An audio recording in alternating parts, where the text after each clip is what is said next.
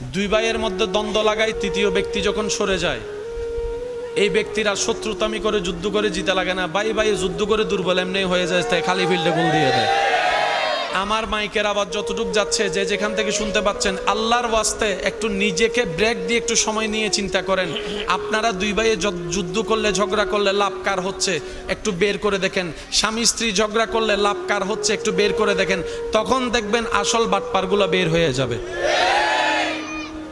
যুদ্ধ না করেও জিতা, বলেন না, যুদ্ধ না করেও জিতা, যুদ্ধ না করেও জিতা। সব সময় যুদ্ধ অস্ত্র দিয়ে হয় না, কিছু কিছু যুদ্ধ বিতর্কতভাবেও হয়। এগুলার জন্য তো মুসলমানের প্রস্তুত থাকতে হবে। এবার বলেন, যুদ্ধ করার জন্য শারীরিক শক্তির পাশাপাশি ঈমানি শক্তির দরকার আছে না নাই? আল্লাহ আমাদেরকে যে ঈমান দিয়েছেন সেই ঈমানের যত্ন নেওয়ার দরকার আছে না নাই?